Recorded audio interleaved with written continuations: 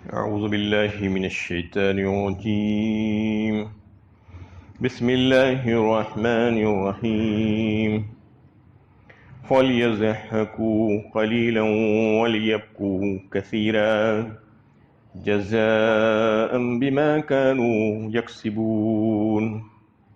اب وہ ہنسیں کم اور روئیں زیادہ، اس کی پاداش میں جو یہ کماتے رہے ہیں۔ سورہ توبہ کی 82 نمبر کی آیت ہے۔ اس سے گزشتہ آیتوں میں منافقین کا حال بیان کیا جا رہا تھا، جو غزوہ تبوک میں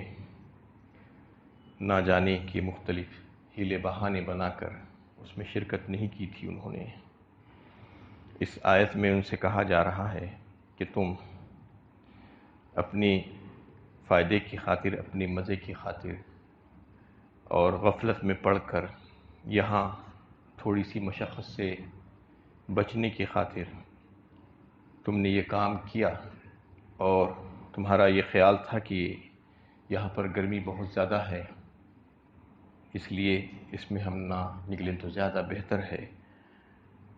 یہ کام جو تم نے کیا یہ تمہارے لیے اچھا نہیں ہے۔ تم خوش ہو رہے ہو کہ تم نے اپنے آپ کو بچا لیا اور ہنس رہے ہو۔ تم کو بہت کم ہنسنا چاہیے اور رونا بہت زیادہ چاہیے، یہ اس وجہ سے کہ عنقریب تم کو اس مقام پر جانا ہے جہاں پر تمہارے لیے ہمیشگی کا رونا ہی رونا ہوگا۔ کلوا وتمتعوا قلیلا انکم مجرمون فرمایا اللہ تعالیٰ نے سورہ مرسلات میں کہ کھاؤ اور پیو تھوڑا سا، اے مجرموں تم مجرم ہو۔ مطلب یہ ہے کہ آج یہ جو کفار اور مشرکین اور منافقین نظر آ رہے ہیں، بہت پھلتے پھولتے نظر آتے ہیں، کھاتے پیتے نظر آتے ہیں، بڑے خوشحال، اللہ تعالیٰ فرما رہے ہیں کہ یہ بہت تھوڑا سا وقفہ ہے ان کے لیے جو دیا گیا ہے ان کو۔ یہ بالکل ایسا ہی ہے جیسا کہ ایک انسان کو موت کی سزا دی جاتی ہے تو پھانسی سے پہلے اس سے پوچھا جاتا ہے کہ تمہاری آخری خواہشات کیا کیا ہیں، وہ خواہشوں کو ان کے پورے کر دیا جاتا ہے۔ بالکل اسی طریقے سے اللہ کے نافرمان، باغی اور غدار جو اس دنیا میں جی رہے ہیں، کھا پی رہے ہیں، اس کا مطلب یہ ہے کہ ان کی خواہشات کو پورا کر دیا جا رہا ہے، کیونکہ وہاں پر جانے کے بعد ان کے لیے کچھ بھی حصہ نہیں ہے، اس لیے یہیں پر وہ کھا پی رہے ہیں۔ تو یہاں بتایا گیا ہے کہ تم خوشیاں منا لو تھوڑے دن کے لیے، یہ بالکل عارضی ہے۔ وہاں پر جانے کے بعد تو تم کو مستقل رونا ہی رونا ہوگا، دائمی طور پر تم کو روتے رہنا ہے۔ جزاء بما كانوا یکسبون، یہ اللہ تعالیٰ کی طرف سے کوئی تمہارے اوپر ظلم نہیں ہے، بلکہ یہ وہی ہے جو کچھ تم اپنی اس زندگی میں کماتے رہے تھے، اس کا بدل تم کو وہاں پر ملے گا۔ یہ فَإِن رَجَعَكَ اللَّهُ إِلَى طَائِفَةٍ مِّنْهُمْ فَاسْتَأْذَنُوكَ لِلْخُرُوجِ فَقُل لَّن تَخْرُجُوا مَعِيَ أَبَدًا وَلَن تُقَاتِلُوا مَعِيَ عَدُوًّا إِنَّكُمْ رَضِيتُم بِالْقُعُودِ أَوَّلَ مَرَّةٍ فَاقْعُدُوا مَعَ الْخَالِفِينَ۔ اگر اللہ ان کے کسی گروہ کی طرف تمہیں واپس لے جائے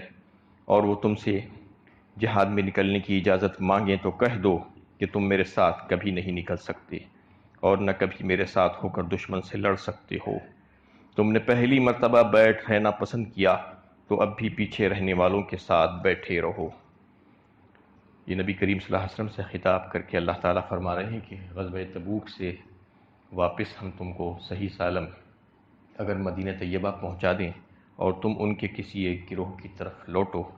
مطلب یہ ہے کہ ہو سکتا ہے کہ اس میں سے کچھ گروہ مر جائیں، ختم ہو جائیں یا بھاگ جائیں، فرار ہو جائیں۔ کسی بھی گروہ کی طرف تم ان کے پاس پہنچو منافقین کے، اور اگر وہ پھر تم سے جہاد پر نکلنے کی اجازت مانگیں تو ان سے کہہ دینا کہ اب تمہارا میرا کوئی ساتھ نہیں رہا ہے، تم اس سے پہلے میرے ساتھ نہیں نکلے تھے، اب تم میرے ساتھ مل کر دشمن اسلام سے نہیں لڑ سکتے اور جہاد پر نہیں نکل سکتے، کیونکہ اب تمہارا کوئی اعتماد باقی نہیں بچا ہے۔ تم اگر اس وقت کہہ بھی رہے ہو تو لیکن وقت آئے گا تو پیچھے پلٹ ہی جاؤ گے تم، اس لیے اب ہمارا اور تمہارا ساتھ ختم ہو گیا ہے۔ تم نے پہلی بار بیٹھ رہنا پسند کیا تھا، مطلب یہ ہے کہ تم نے وہاں پر بیٹھا تھا جہاں پر عورتیں اور ضعیف لوگ جو ہے رہ گئے تھے اور جو بیمار تھے، ان کے ساتھ تم نے اپنے آپ کو رکھنا پسند کیا، بس تم وہیں پہ رہو، وہ پیچھے رہنے والوں میں ہی تم بیٹھے رہو گے۔ ولا تصل على أحد منهم مات أبدا ولا تقم على خبره إنهم كفروا بالله ورسوله وماتوا وهم فاسقون۔ اور ان میں سے جو مرے اس کی نماز جنازہ تم ہرگز نہ پڑھنا اور نہ کبھی اس کی خبر پر کھڑے ہونا، کیونکہ انہوں نے اللہ اور اس کے رسول کے ساتھ کفر کیا اور اس حال میں مرے کہ وہ فاسق تھے۔ بڑی سخت آیت ہے یہ ان منافقین کے حق میں، اور اس میں یہ فرمایا جا رہا ہے کہ اگر ان میں سے کوئی مر جائے تو تم ان کی نماز جنازہ نہیں پڑھنا اور نہ ہی ان کی خبر پر کھڑے ہونا۔ صحیح احادیث سے یہ بات بالکل ثابت ہے، امت کا اجماع ہے اس پر کہ یہ آیت جو رئیس المنافقین تھا عبداللہ بن ابی، اس کے لیے نازل ہوئی تھی، اس کی موت پر اور اس کی نماز جنازہ کے پڑھنے پر۔ صحیح ہے ان کی ایک روایت ہے جس میں یہ بات بالکل واضح کر دی گئی کہ جب عبداللہ بن ابی بن سلول مرا تو اللہ کے نبی صلی اللہ علیہ وسلم نے اس کی نماز جنازہ پڑھی، لیکن اس کے بعد جب یہ آیت نازل ہوئی تو پھر اس کے بعد کسی منافق کی نماز جنازہ آپ نے نہیں پڑھی۔ تو اس میں جو حکم دیا گیا ہے وہ صحیح مسلم کی ایک روایت ہے جس کو حضرت عبداللہ بن عمر رضی اللہ تعالیٰ عنہ روایت کرتے ہیں کہ جب عبداللہ بن ابی کا انتقال ہوا تو اس کا بیٹا جو ایک مخلص صحابی تھے، عبداللہ جن کا نام تھا، اور بڑے ہی سچے اور پکے مسلمان تھے، صحابی رسول تھے، رسول اللہ صلی اللہ علیہ وسلم کی خدمت میں حاضر ہوئے اور آپ سے اپنا کرتہ مبارک عنایت کرنے کے لیے درخواست کی کہ تاکہ میں اس کرتے سے اپنے والد کو کفناؤں۔ آپ صلی اللہ علیہ وسلم نے ان کو جو ہے اپنا کرتہ مبارک، قمیص مبارک عطا کر دیا اس کے باپ کے لیے۔ پھر آپ کھڑے ہو گئے تاکہ اس کی نماز جنازہ پڑھیں، لیکن عمر بن خطاب رضی اللہ تعالیٰ عنہ نے آپ کا کپڑا پکڑ لیا پیچھے سے اور عرض کیا کہ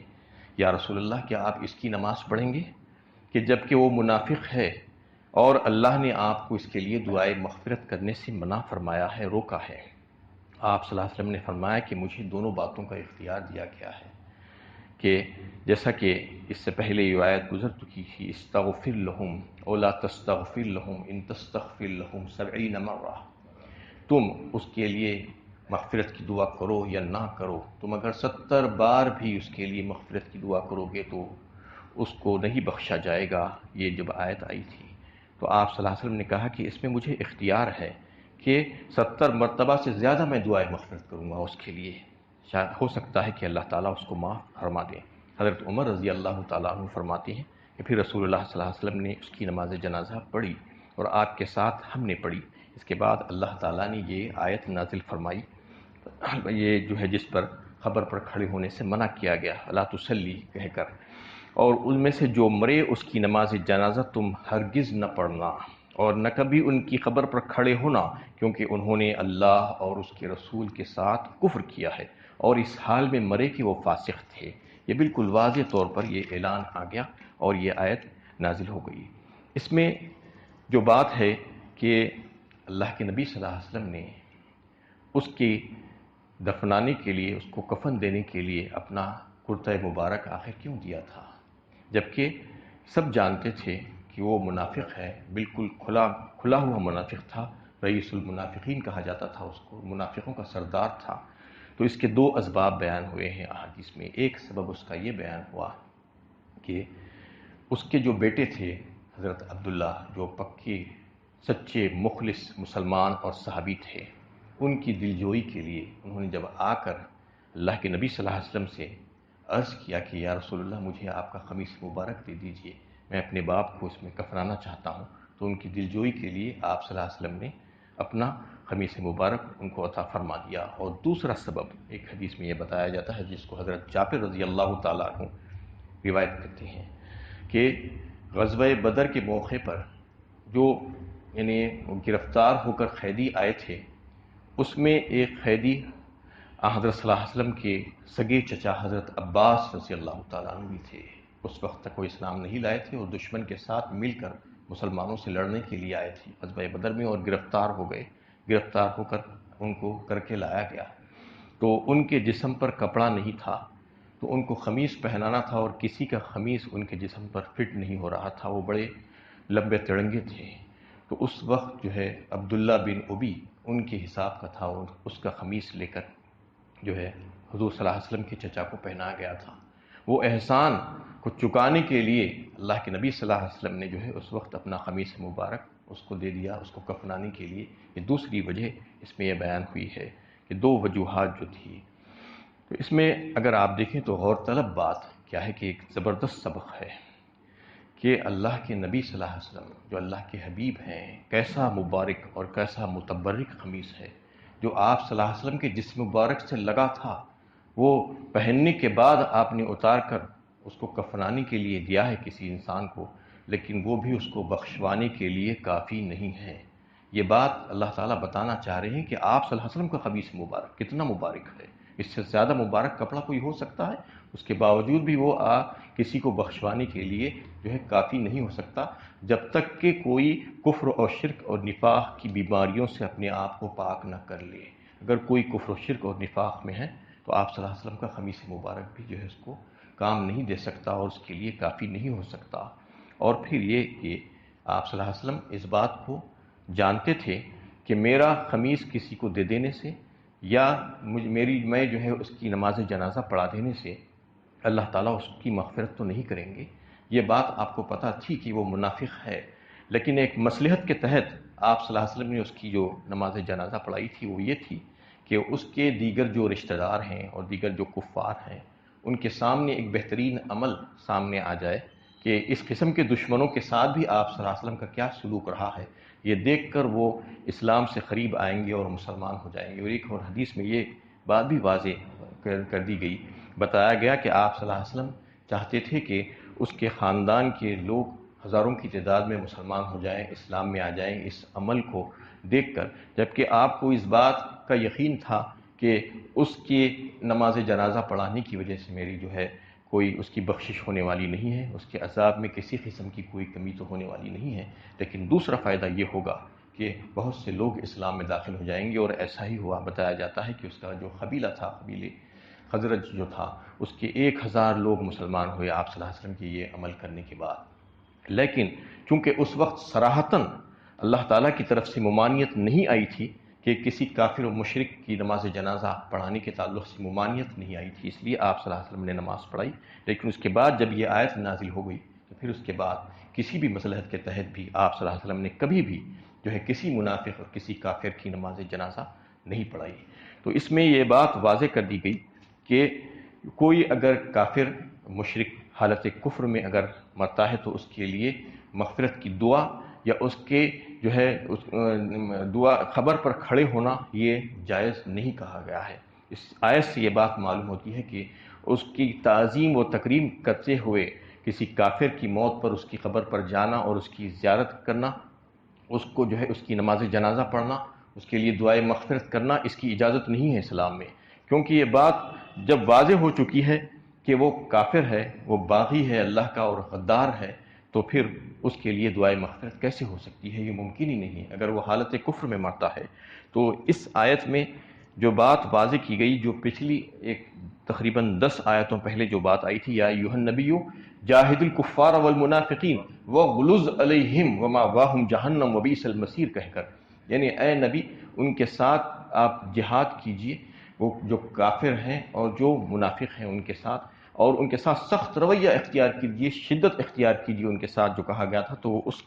اسی کی ایک کڑی ہے اس سلسلے کی اس میں کہ ان منافقین کے بارے میں جن کا نفاق کھل کر سامنے آ گیا اور جو صریح کفر کے مرتکب ہو گئے، ایسے لوگوں کی نماز جنازہ پڑھنے سے یہاں پر اس آیت میں منع کیا گیا ہے، اور ان کی قبر پر کھڑے ہونے سے بھی۔ یہ قبر پر کھڑے ہونے کا مطلب یہ ہے کہ قبر پر جا کر دعائے مغفرت پڑھنا اور رحمت کے جذبات کا اظہار کرنا۔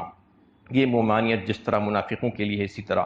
کافروں، مشرکوں اور ملحدوں کے لیے بھی ہے، کیونکہ جو لوگ مرتے دم تک کافر رہے وہ اللہ کے دشمن ہیں، اور اللہ کے دشمنوں کے لیے ایک مومن کے دل میں نرم گوشہ نہیں ہو سکتا۔ اسی تعلق سے علامہ ابن تیمیہ سے جب پوچھا گیا کہ کیا کوئی مسلمان کسی عیسائی کے جنازے کے پیچھے چل سکتا ہے، تو انہوں نے جواب دیا نہیں، اس کے جنازے کے پیچھے نہ چلے، کیونکہ وہ عیسائی کفر کی حالت میں مرا ہے اور وہ جہنم کا مستحق ہو گیا ہے، لہٰذا اس کی نماز نہ پڑھے۔ مگر موجودہ دور میں مصلحت پرست مسلمان مشرکوں کی ارتھیوں کے جلوس میں جاتے ہیں اور ان کی راکھ کے کلس اٹھاتے ہیں، ان کی سمادھیوں پر جا کر پھول چڑھاتے ہیں، ان کے خراج عقیدت پیش کرنے میں کوئی آر محسوس نہیں کرتے، اور جن پر سیاسی مصلحتوں کا غلبہ ہوتا ہے، جو اللہ کی آیتوں کو بیچنے کا فن خوب اچھی طریقے سے جانتے ہیں، وہ اس بات سے بھی نہیں چوکتے کہ مشرک لیڈروں کی موت پر ان کے سرہانے قرآن پڑھا جاتا ہے، قرآن کریم کی تلاوت کی جاتی ہے، جبکہ یہ لیڈر زندگی بھر قرآن کے کتاب الہی کو ماننے سے انکار کرتے رہے ہیں۔ اس کے باوجود آپ دیکھتے ہیں کئی ایسے موقع آئے ہیں جب یہ مشرکین جب مرے ہیں تو ان کے پاس جا کر چند ٹکوں کے لیے جو ہے مولوی ملا قسم کے جو لوگ تھے، جو چھوٹے لوگ ہیں، جن کو معلوم ہی نہیں ہے کہ مسئلہ کیا ہے، جا کر ان کے پاس اللہ کے کلام کو پڑھے ہیں ان کے سراہنے بیٹھ کر، جبکہ یہ اللہ کا کلام اس وجہ سے نہیں آیا کہ مرے سو لوگوں کے پاس جا کر پڑھے یا مرنے والے کے پاس پڑھے۔ یہ تو مشرک ہیں، مشرک تو جو ہے قرآن کو مانا ہی نہیں، جو قرآن کو مان بھی رہا ہے تو اس کے لیے بھی جو ہے یہ نہیں ہے کہ اس کے مرنے کے بعد قرآن بیٹھ کر پڑھنا شروع کر دے، کیونکہ قرآن تو زندوں کے لیے آیا ہے۔ لِيُنذِرَ مَن كَانَ حَيًّا فرمایا سورہ یاسین میں، ڈراؤ اس کو جو زندہ ہے، زندوں کے لیے آیا ہے قرآن، مردوں کے لیے نہیں آیا ہے، لیکن لوگ مردوں کے لیے بنا رہے ہیں، اس کو صرف رحمت کی کتاب بنا کر، برکت کی کتاب بنا کر رکھ لیے ہیں، اور جیسے ہی انسان مرا بس اس کے پاس بیٹھ کر قرآن پڑھنا شروع کر دی ہیں، قرآن خوانی شروع کر دیتے ہیں۔ یہ قرآن اس وجہ سے نہیں آیا، قرآن تو ہدایت کی کتاب ہے، اصل میں اس کو ہدایت کی غرض سے پڑھنا اور سمجھنا اور عمل کرنے کی کوشش کرنا ہے تو پھر زندگیاں سنوریں گی اور آخرت میں کامیابی حاصل ہوگی، ورنہ صرف اس کو جو ہے برکت اور رحمت کی کتاب بنا کر رکھ دیں گے، جیسا کہ عام طور پر اکثریت آج مسلمانوں کی ایسی ہے۔ قرآن کو جوزدانوں میں لپیٹ کر رکھ دیا جاتا ہے اور مرتے وقت اس کو کھولا جاتا ہے یا مرنے کے بعد کھولا جاتا ہے۔ زندگی میں پڑھنا ہے اس کو، جب تک زندہ ہے اس کو پڑھ کر اس سے ہدایت حاصل کرنے کی کوشش کرنا ہے۔ تو لہٰذا اس آیت میں زبردست پیغام ہے ہم تماموں کے لیے، تمام لوگوں کے لیے جو اس قسم کی حرکتیں کرتے ہیں، اور جو مشرکین اور کفار اور منافقین ہیں ان کے لیے مغفرت کی دعا نہیں کی جا سکتی، ان کے سراہنے جا کر قرآن نہیں پڑھا جا سکتا، ان کی جنازہ میں شریک نہیں ہوا جا سکتا، ان کے لیے ان کی خبر پر نہیں کھڑے ہو سکتے۔ یہ سب چیزوں کی ممانعت اس آیت سے آ گئی، اور اس کے بعد آپ صلی اللہ علیہ وسلم اور صحابہ کرام نے کبھی بھی ایسا نہیں کیا، بلکہ آیت کے تعلق سے جو ہے جیسا حکم آیا تھا بالکل ویسا ہی کیا۔ اللہ تعالیٰ سے دعا ہے کہ اللہ تعالیٰ ہم سبوں کو اللہ تعالیٰ کے حکموں کو پورا کرنے والا بنا دے۔ آخر دعوانا الحمدللہ رب العالمین۔